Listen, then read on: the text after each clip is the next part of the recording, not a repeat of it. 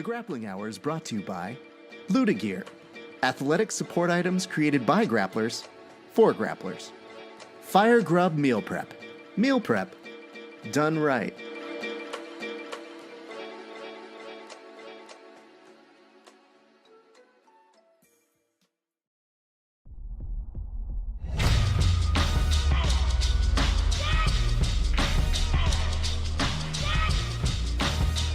Yeah. Check it out.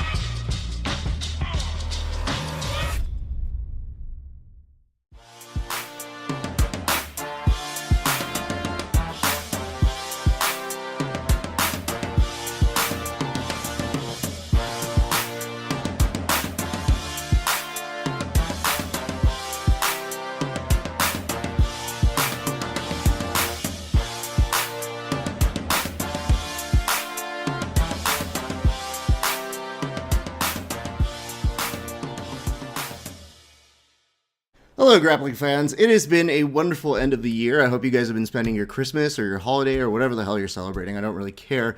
Because here's the important thing. I have a great guest for you right now.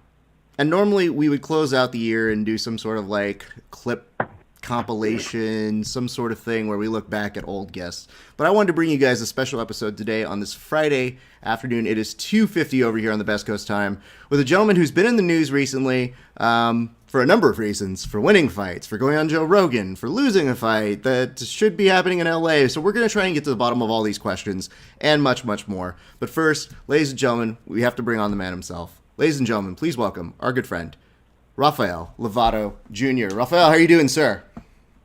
I'm doing excellent. Thanks for having me on. Well, thank you for being on. What do you do to celebrate a Christmas or a holiday, sir?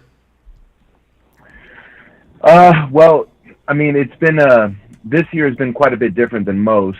I was supposed to be in camp, getting ready for a fight in just a little over a month. And so I already made all the arrangements and everything to be training really hard. Had several people come here to Oklahoma to train with me and help me prepare. And I did not change those plans. Most of them were already here whenever I got the news about the fight. So it was too late to shift things around. And the couple people that maybe I could have tried to, reschedule, the tickets were like non-refundable and everything. And, it was just like, well, let's just go ahead and get everyone together now and train and, have some fun. And it was, pretty intense, but also relaxed at the same time. The training was really hard, but I didn't have to stress about, okay, now the fight is just this far away or anything. When I got home, I could let go a little bit, eat, a little more freely and relax and not have to, carry quite so much stress on my shoulders. So I was able to enjoy Christmas, had a great meal, family, friends, but I've been training extremely hard during this time. So normally in December holidays, I really turn off because I only have, a couple small windows in a whole year where I can really just kind of let go and not have to force myself to train or get ready for anything. So normally I don't do much of anything. I still roll around and whatnot and teach classes when we're open, but I don't hold myself to the sort of standards that I do the rest of the year. But this time around, I would say I was, I wasn't at a full 100%, but I definitely wasn't at my like chill 50%. I was probably at like a pretty strong 80%. But still had a great time. And for New Year's, I'm going to take a little vacation. Since the fight, is postponed, I just thought, okay, let me relax just a little bit right now while I can. So I'm gonna travel for a week, and then come back and get back on the grind. Okay, so just to backtrack for just a little bit, we were trying to get you on like right when you were you won your last fight, and scheduling comes up, and obviously things come into play, and right when I was reaching back out to you, you got called in to do the Joe Rogan podcast, and I was like, well, I suppose you should go do that. And that was a great experience. I think that it's a once in a lifetime kind of opportunity for so many people. So I'm really glad you got that opportunity. But the focus, even from then, was you saying Gegard. You really, really wanted that fight. Then we come to find very shortly after that you were going to get that fight. And then we found out that he sustained, it was a back injury, correct? Yes. Okay. When did you find out? How did you find out? And what were you feeling when you did find out? I first got word almost a week before it became public. So I would say right around 2 weeks ago. What is today? Yeah, right around mid-December. So, I just heard from my manager, actually, Musasi's manager and my manager are friends. And so, they were nice enough to give us a bit of a heads up, before I would hear from Bellator, hear it online or anything like that. So, I heard about 2 weeks ago. 2 weeks ago. Okay. And then that immediately, like you said, you had training partners who were coming in specifically to help you get ready for this fight, non-refundable sort of a thing.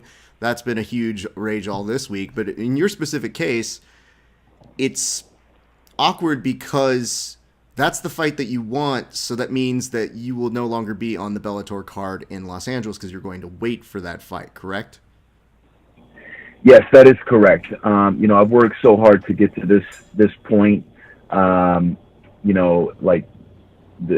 me, if it was another fight, if it was anything but a title fight, I would definitely stay on the card and we would have found a replacement. But at this point, since it is a title fight, and I believe Musasi is not going to need very much time. I think he really just needs like an extra month or so.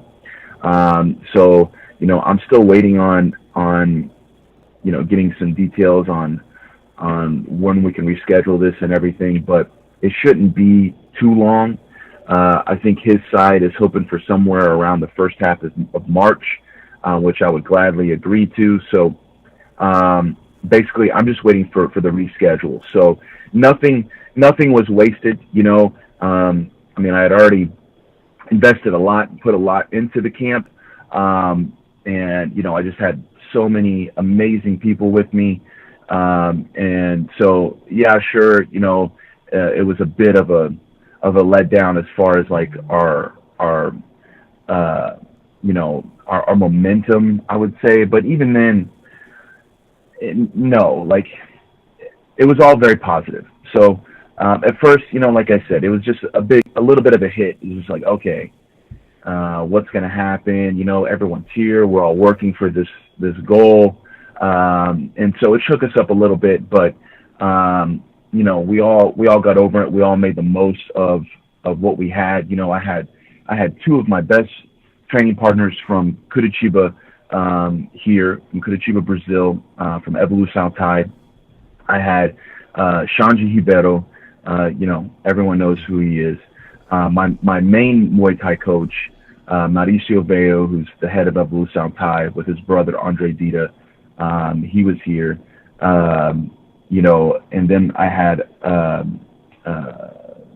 Cameron Shane, my movement and mobility coach and teacher. He came through, really amazing, probably one of the top 3 wrestlers in the country right now, Jacob Casper.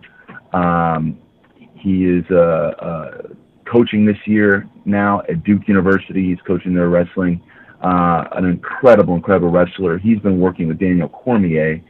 I also brought him into town. So, I was doing everything I possibly could to surround myself by the best people possible, each in their own craft. And we really had an amazing, it's been about 2.5 weeks. now. They just started going home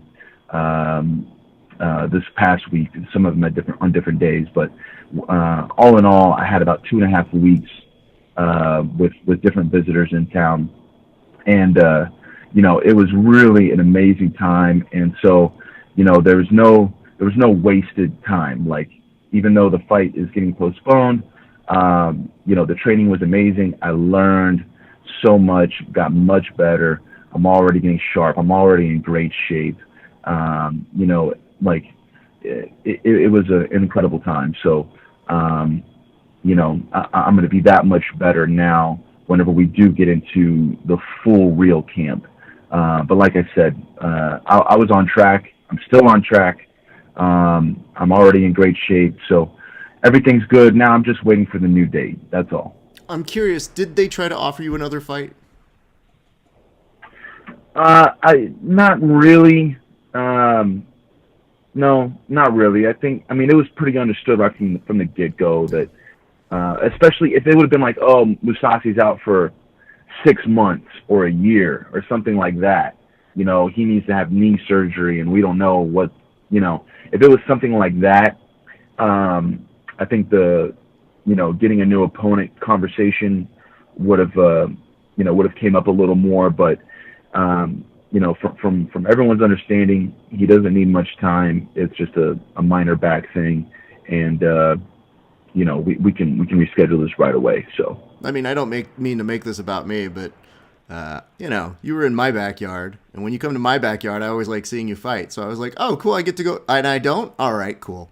Well, that was fun. Yeah, that is the one thing I would say was the biggest letdown is, no matter where it happens now, it's not going to be in LA, and I was definitely really excited to fight there. I won all my jiu-jitsu world titles there.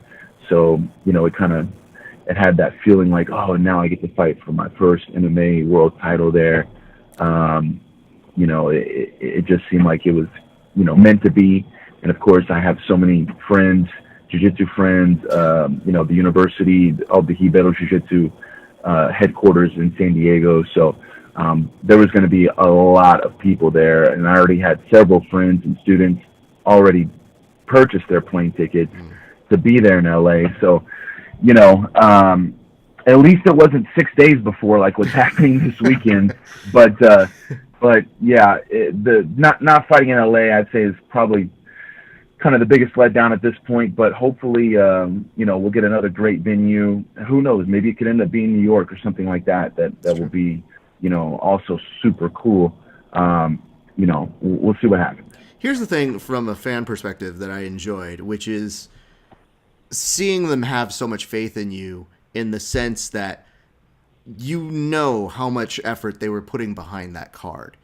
And when you made your call and they said, yeah, we're going to give you that fight, on a very solid level, when you mention other big venues like New York or wherever, it's probably very likely that they're going to give you a good place, much in the same way they tried to stack this card. So I feel secure knowing that. I also feel secure knowing you're fairly popular wherever you go. So I don't really think you're short on fans in a number of places. So there is that. I did want to ask, though, tell me about going on Joe Rogan, because, again, it's one of those things where I say, man, the potential for that to continue not only growing Bellator, but yourself. You guys had a great message that you were spreading on that show that, I didn't necessarily expect, but I was very, very happy to see conjoined with your appearance. Talk about that experience. What was that like? Oh, it was super cool. It was a bit surreal,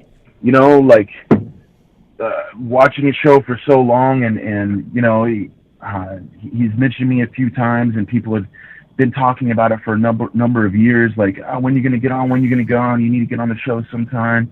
And they would, tag Joe Rogan and everything. And so, it had been on my mind and it had been something that I was, kind of dreaming of for a while.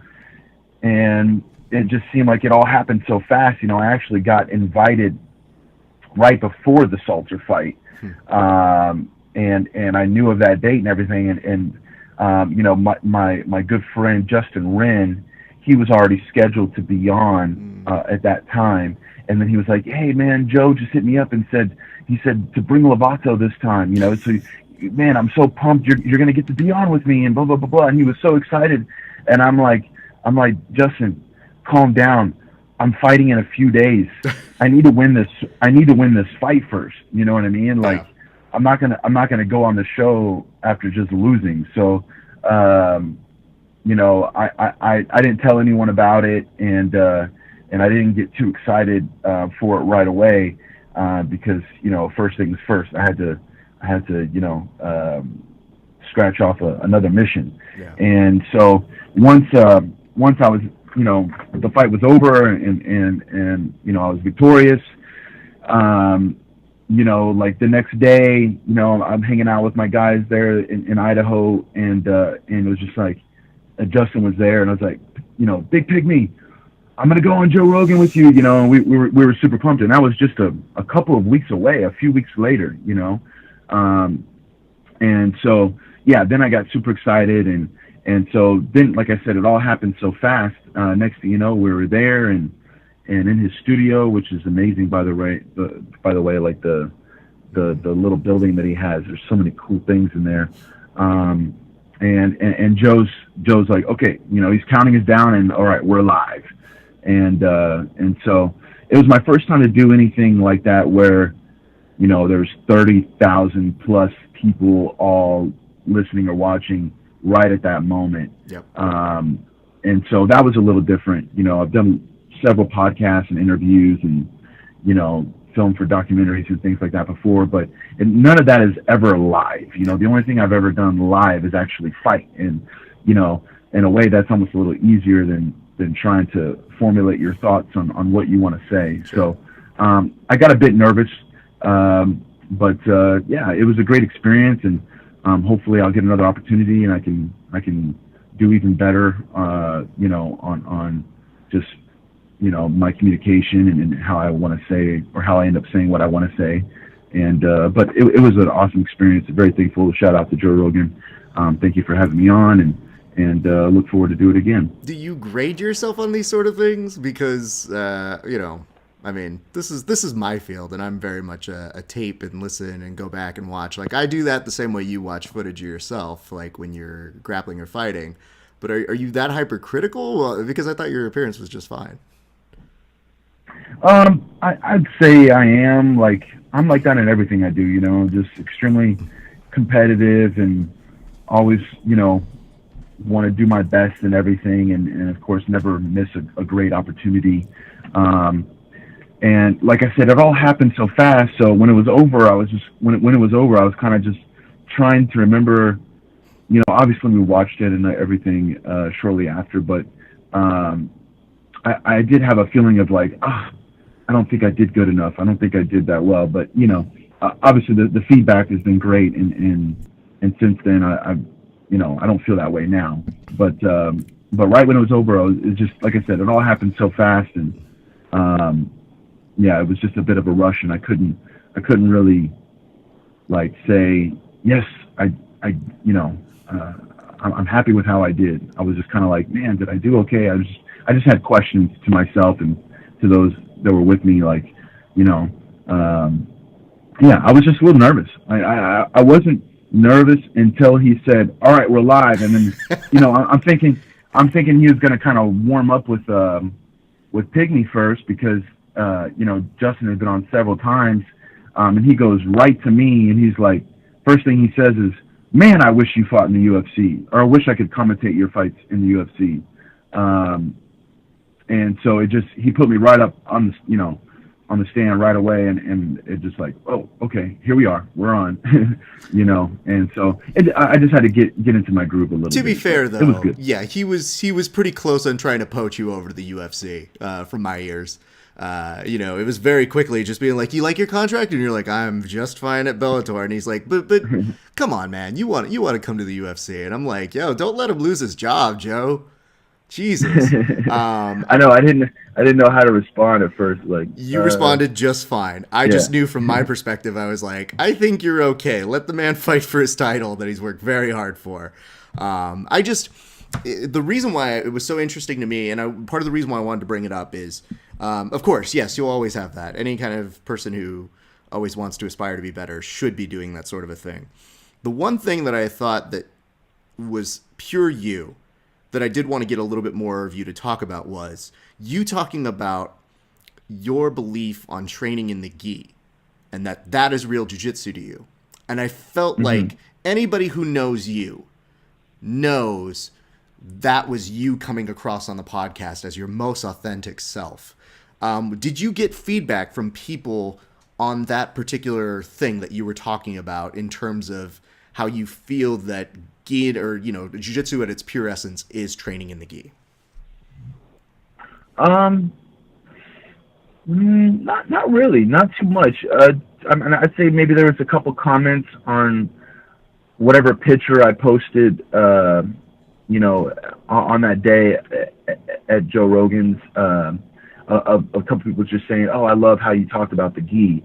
So there was a little bit, but I didn't get anything direct, like anyone messaging me directly or anything. No, but the few things that I did see, people were positive about it, and they appreciated the way that I spoke about the gi. Well, I'll tell you the reason why is I went to go clip part of that. I was at my job listening to you, and I was sitting there, and I go, "Oh, I should screen grab this conversation because it's really unique, and I think it's really cool to hear somebody in MMA talk about how much they miss all of their opportunities training in the gi, but that they still make it a priority, even though they're fighting in MMA." And before I could even finish recording it or just like screen grabbing it, it was already up in a meme form of someone already explaining, what your perspective was on it. Just the nice little clip of it. And I thought that speaks well to a perspective on it. Having said that, are you what has been training in the gi like for you right now? Because you've been so hyper focused on this, and in the past you've always said it's a major priority to be training in the gi, but with the title shot, is that still that priority, or have you kind of had to change or modify it a little bit? Well, I'm always teaching. When I'm at home, I'm always teaching classes, and so I still put the gi on and teach class, roll around my guys. We did a little more no-gi classes at the end of the year because of the no-gi worlds and everything else. So I'm definitely not putting the gi on as much as I used to.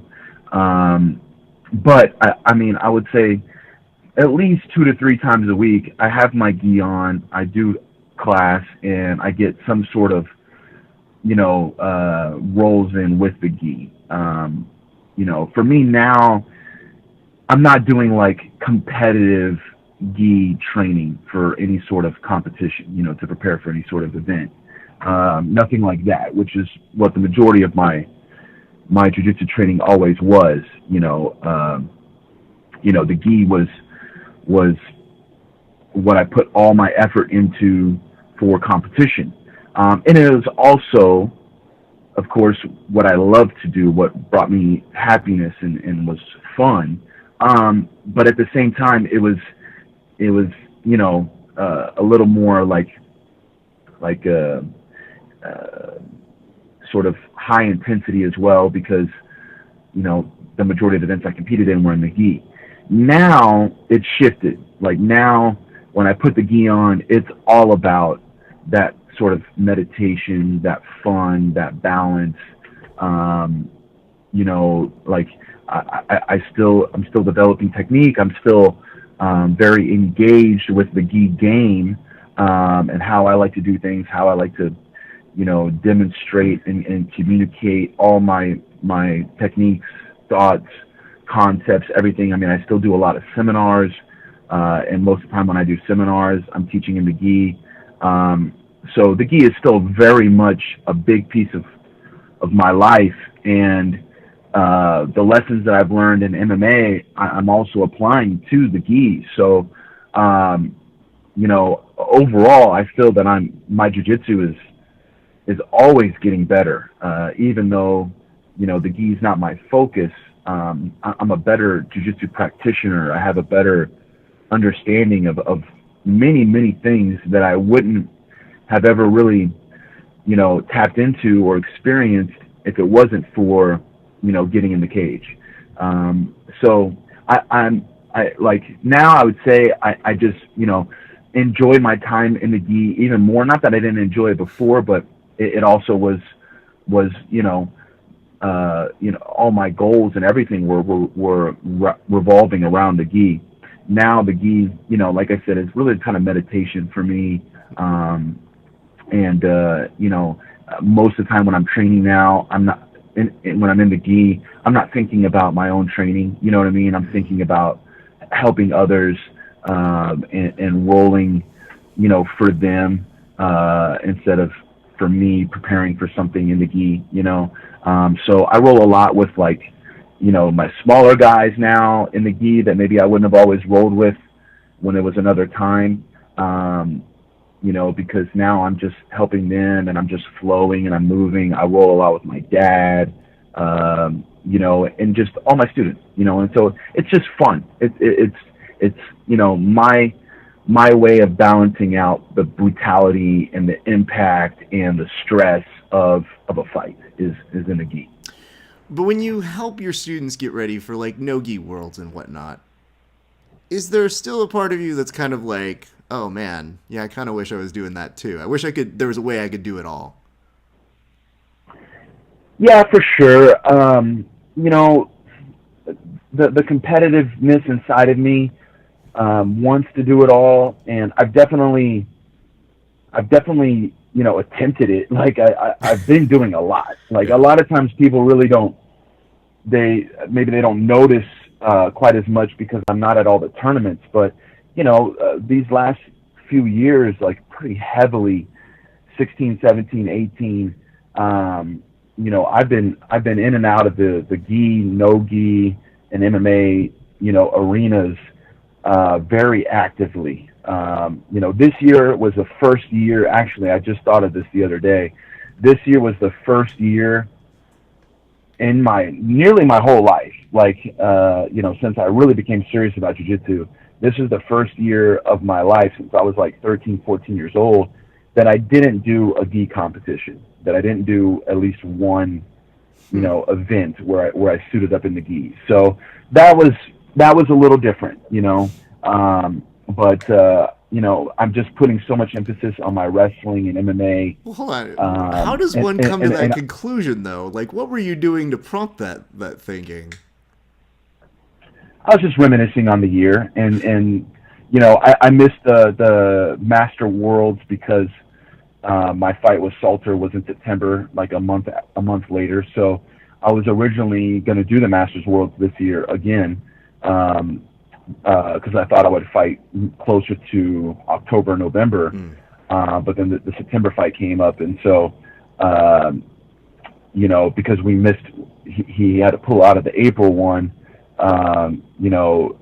The September, he had already been waiting, we had to do it. So I couldn't do the Masters this year. And that's been kind of, my main thing in the gi to do the last couple of years. So I was sad that I missed the Masters. And when I was just reminiscing on the years, it's just me either fighting or doing no gi. So, that's the first time that's happened since I was a kid.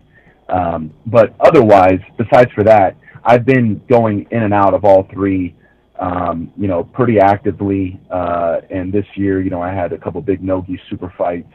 One was Tim Spriggs and the other one recently against Josh Hinger. So two super tough guys, guys that are at the top. They both won the no-gi worlds. And so, I'm still facing the top guys. Maybe I'm not at all the tournaments, but, I like to stay active, and so I'm doing everything that I can. If I don't have a fight, I want to stay busy, keep my jiu-jitsu sharp, keep the adrenaline pumping, and so I'll see what sort of pro events are going on. I love Fight to Win. Seth is really great to work with, and he has so many events.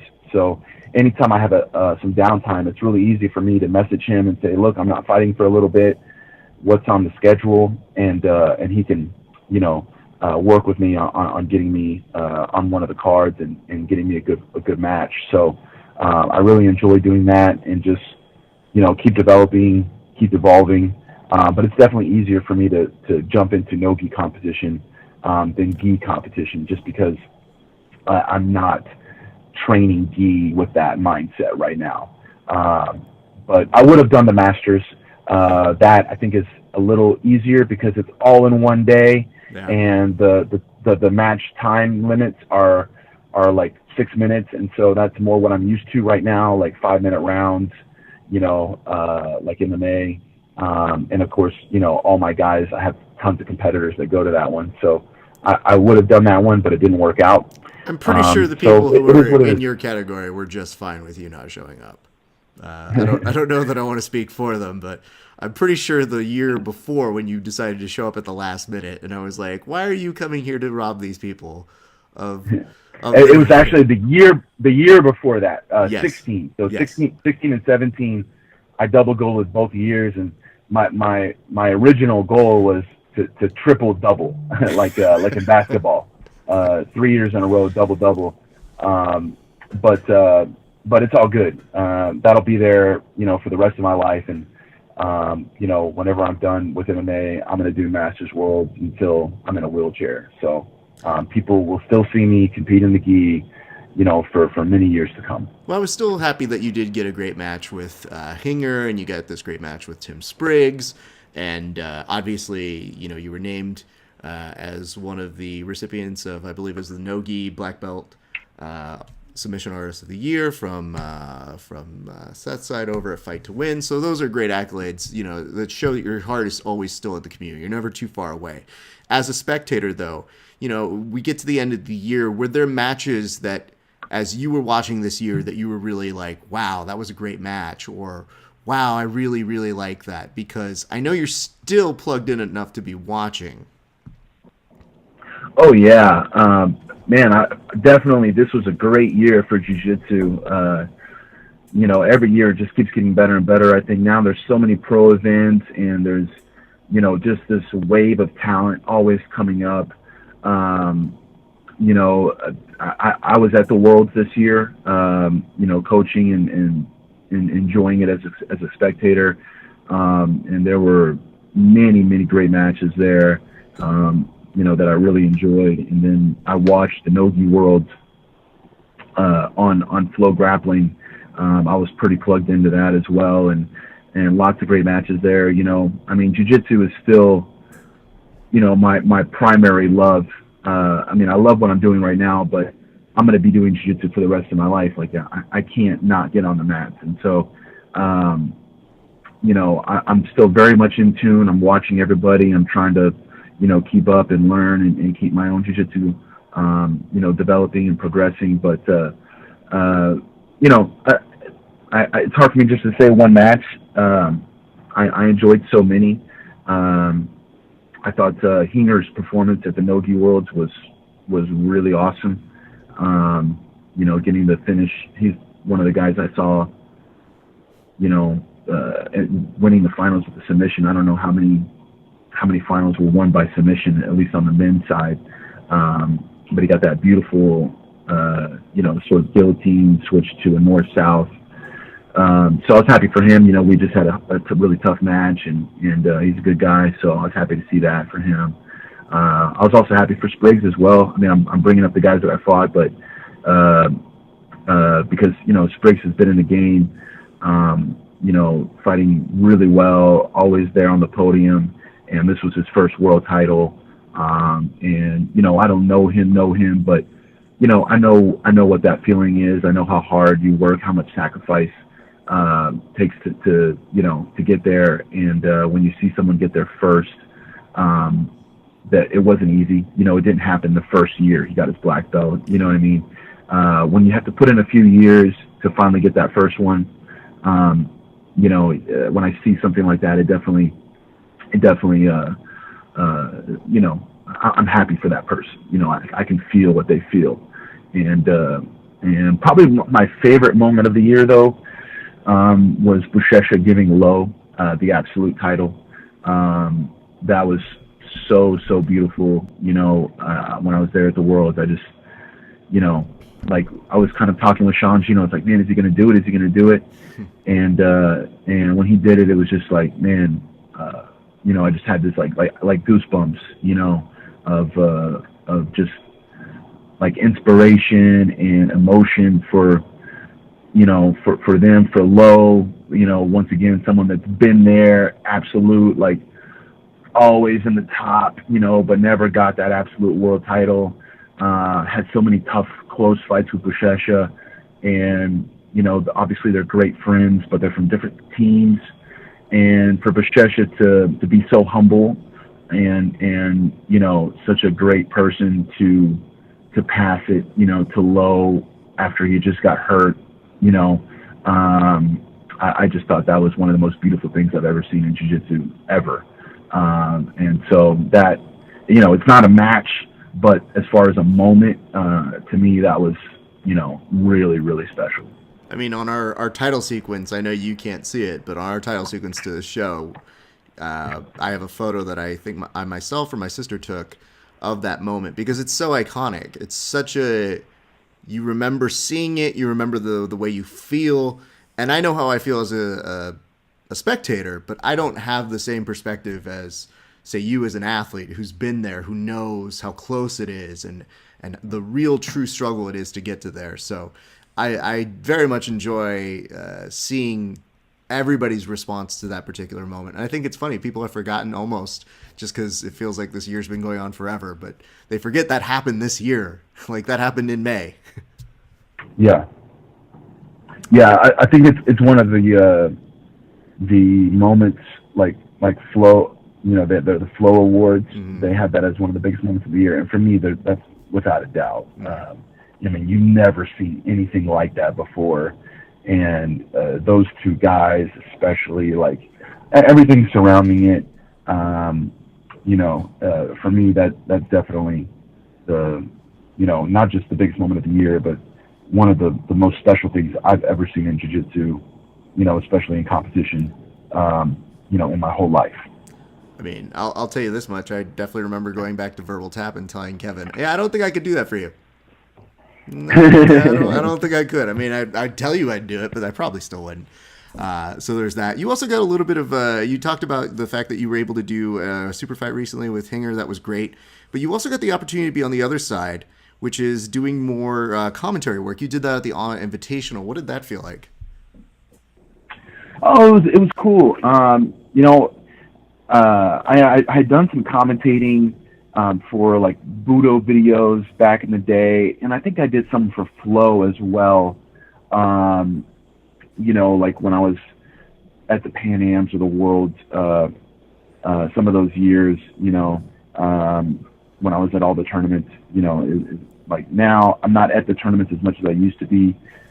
This year I wasn't at the Pan, but I did make it to the actual Worlds, but I missed the Nogi Worlds and everything else. So, so I'd done it before, and I always enjoyed it.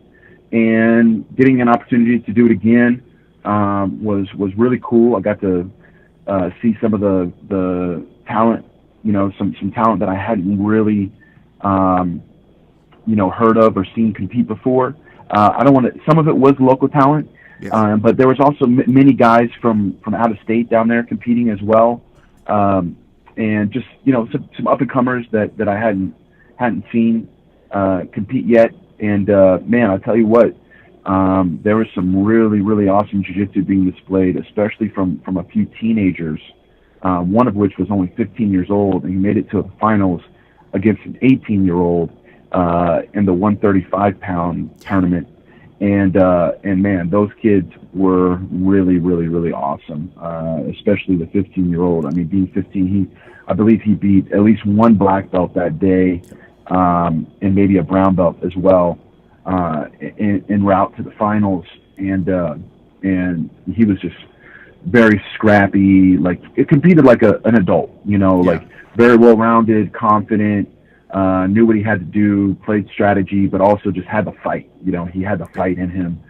He had the attitude and the swagger, and to have all that at 15, to have that kind of experienced sort of package of all the above. When he's only 15, he's not even technically a blue belt yet. Was something special. So I think his last name was Tackett, and I believe there's a few brothers. Yep. And he's might be the youngest, or maybe there's one more that's even younger. I'm not sure.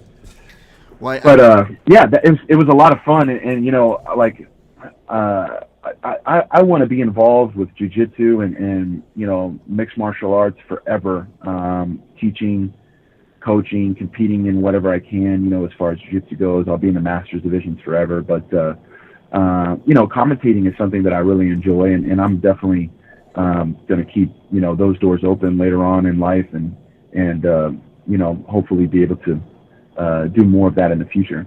Well, I think we'd like to see you do that. I mean, you have a wealth of knowledge. You have competed just about every other place there is imaginable. So having that wealth of experience to draw upon is also a great asset. I just know that I interviewed Jacob Harris, who ended up winning that, and he's a young kid too. And yes. I got to a point where I asked Jacob, I said, "Hey man, what did it feel like to have Lovato commentate your match?" And he's on air. He looks at me and he just goes, "Oh yeah, no, I didn't think about that. Was he commentating?" And I was like, "Yeah, dude." He goes, "I know. I still haven't processed it. Like, how did I get Rafael Lovato commentating my match?" He's like, "I said what's up to him, and that was cool." And I was like, "Dude, this this poor kid's like totally forgetting. He's so in the zone of competing. He was just like, oh right, that's awesome." Yeah, and I actually coached against him in the semifinals. He went against one of my young kids as well, and it was a war. It came down to the overtime. Yeah. It was just like a few seconds longer ride time he had. So, he managed to win. But I was very impressed by him. I forgot his name, but now you said it. Yeah. He went against the tacky kid and the 15-year-old in the final. Yeah. And like I said, they're both extremely impressive. Well, that's great. Well, listen, I know that we're coming close on time, but I want to give you two opportunities. One real quick to shout out your sponsors, if you wouldn't mind doing so, sir, because I know these are the people who are helping. We actually have War Tribe as the stock photo right now that we're using of you. Because you just look so nice with those clouds juxtaposed in the background. It just helps you pop out a little bit. And we love those guys. Man. So I was like, yeah, I'm going to take this photo. I don't care. They can come after me later for it. War Tribe, they're doing big things. They're really, I think, sort of leveling things up, stepping the game up as far as the quality of the pictures and the video material that they're releasing, and then of course the gear itself, the gis, the lifestyle clothing is all just beautiful stuff. I'm really happy to represent them, and they do a good job of finding some landscape that actually make me look somewhat okay. No, maybe shave a couple years off. Oh, jeez. I guess the question I had was, when you were doing this, where did you guys go? Because this backdrop they found. That one was in Oregon. That was in okay. in Sisters, Oregon, which is right next to Bend, Oregon, which is a very famous place. It's super beautiful out there, and that's where their headquarters is.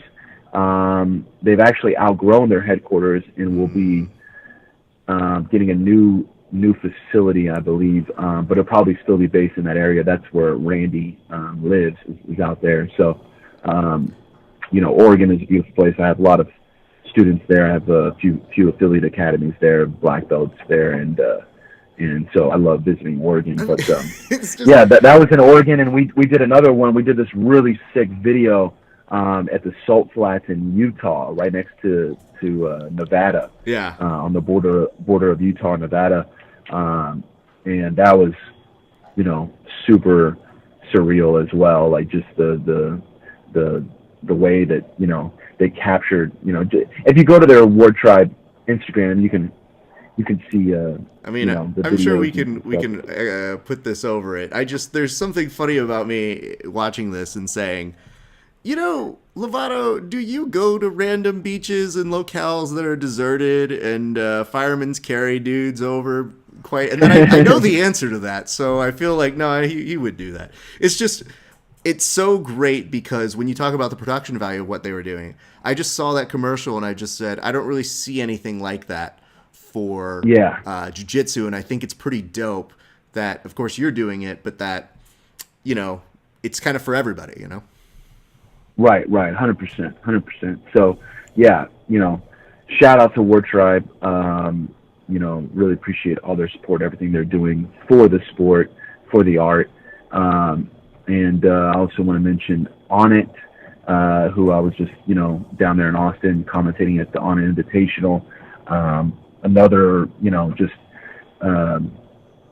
like unique company that's doing big things and really growing a lot. And I'm super happy to be working with them as well. And Resilience CBD, which is a new member of my family. Been using their products, and my first time I've really been consistent. Like I've tried a couple CBD products, but now I'm all in and feeling some great results. With my recovery and my sleep. So shout out to Resilient CBD, and also just want to mention Brookover Enterprises and White Equipment Rental. A couple of close friends of mine that support me a lot in my MMA and my fight camps and everything. So that's awesome. Yeah. And while I'm on the topic, I just want to mention all of my team too. Everyone that composes or comprises Team Lovato MMA, Hibero Jiu-Jitsu, Evolution Sound Thai, Piccolo Wrestling, my coach Brian Piccolo, and I have a few other, Jacob Casper just helped me. Also Blake Rothschild is a great training partner of mine. And Budokan Movement Arts, Cameron Shane, my movement and mobility teacher, and of course all my students and training partners at my school in Oklahoma City. The most amazing thing about MMA for me is how all these people that I've had the privilege of learning and connecting with over my years, they all come together for my MMA fights. It's basically my whole life. My dad's in my corner. Everyone's special to me, and every art that I've trained, all my teachers, all my, basically my life's work, they all come together. And like I said, I just passed a really, really special period of time here in Oklahoma with all these people here helping me. They all sacrificed holiday time. They're all just as invested in me becoming a world champion in MMA as I am. And so when I got the fight, they were like, yes, I'll be there. Just tell me when. And they came. And so I'm just super grateful. I'm still feeling a huge sense of gratitude for them. So that's why I wanted to say something right now. But I'm just surrounded by so much inspiration and a lot of badasses who remind me every day how much I could be better at so many different things. And so for that, I'm just very fortunate. That's great.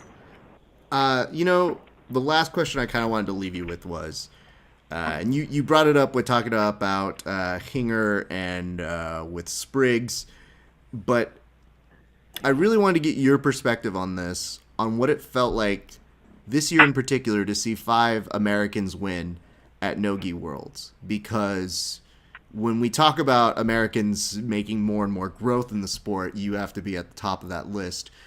And I know that you probably have to feel a great sense of pride about that. But I was curious, you've got to see that headline and have some kind of response to it. And I wondered if you wouldn't mind sharing that with us.